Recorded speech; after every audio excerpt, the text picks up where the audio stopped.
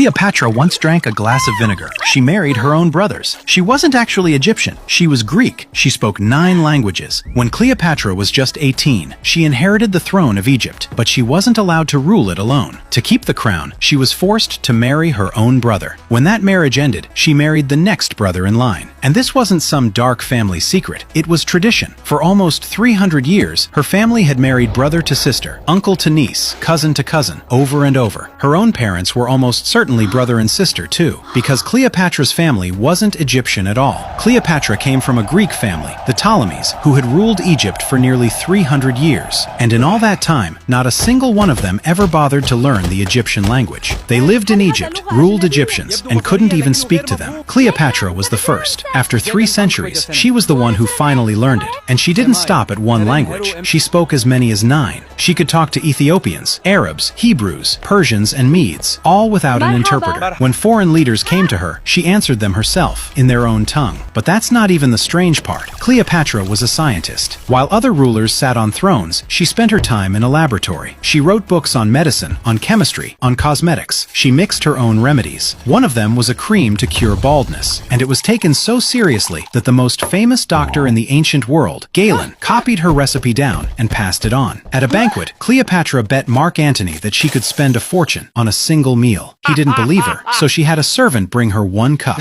filled with vinegar. Then she took off one of her earrings. The pearl slowly dissolved, and she drank it. In 1 sip, she'd swallowed a fortune. She reached for the second earring to do it again, and the judge stopped her. She'd already won. But that wasn't enough for Cleopatra. When she needed to meet Julius Caesar, she had a problem. The palace was being watched. She couldn't just walk in, so she had herself rolled up inside a sack, wrapped like a piece of luggage, carried through the guards on a servant's shoulder. And when the bundle was unrolled in front of Caesar, out stepped the Queen of Egypt. It worked. He was hers within the night. Years later, she did it again for Mark Antony. This time she arrived on a golden ship, purple sails, silver oars, dressed as the goddess of love herself, surrounded by servants dressed as little gods, perfume drifting off the water so thick the crowds left the city to watch her sail in. She didn't go to him. She made the most powerful general in Rome come to her. Cleopatra had herself worshipped as the living goddess Isis. She put her own face on coins. She had children with 2 of the most powerful men in history. She held off the entire Roman Empire, alone, for over 20 years. And here's the part nobody can wrap their head around. We think of Cleopatra as ancient Egypt, pyramids, pharaohs, the deep, distant past. But by the time Cleopatra was born, the Great Pyramid of Giza was already over 2,500 years old. To her, the pyramids were ancient history, older to her than she is to us.